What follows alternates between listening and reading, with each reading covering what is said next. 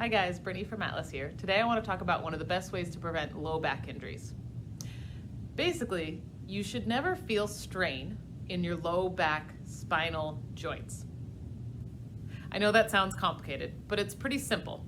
If you feel on your back, the spine in the middle, those knobs that go up your back, are the spinal joints themselves. If you feel to the sides of that, there's kind of squishy muscle. You should never feel direct strain or pressure on those spinal joints. Those reoccurring things like bulging a disc, herniating a disc, pinching a nerve, those kind of things tend to come from strain and injury to the joints themselves. The best way to know if you're doing this is when you're going to do an action. What you want to do is a 3-step process to make sure you're not hurting your back while you do it. The first is to get into the position that you're going to do the movement in. So if that's lifting, you reach down and put your hands on the object on the ground. And if you feel strain in that low back, in that spinal segment in the middle of your spine, you know you're probably not in a good position. So before you've even done anything, you know you're already putting too much pressure on your spine. Readjust, find a way that you can do it without putting pressure on your spine, and try again. The next step is to start to do the movement. So just put pressure. So if I was lifting something, I would just start to pick up the weight just a little bit so I'm weighting it a little off the ground. And again, if you feel it right in that spine, you're probably straining the tissues and you want to stop and readjust.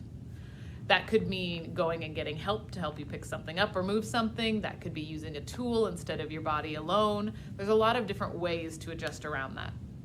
The next thing would be to start to do the movement and see how you feel. Again, you shouldn't feel it right on the joint. So if you start to pick something up and you feel it, you should controlled put it back down, stop, and reassess the situation.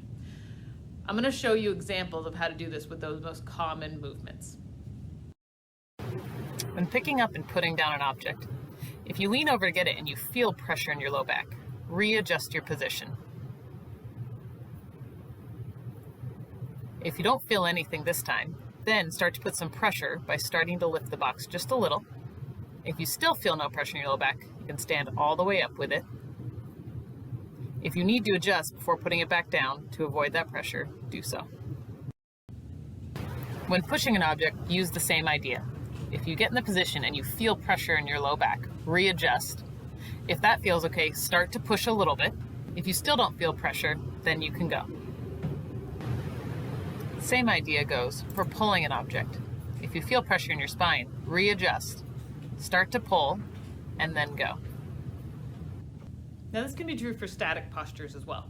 When you are sitting, laying down, bending over, leaning over something like doing the dishes, things like that, you can check in with your back and see, do I feel pressure in those joints or do I just feel muscle work?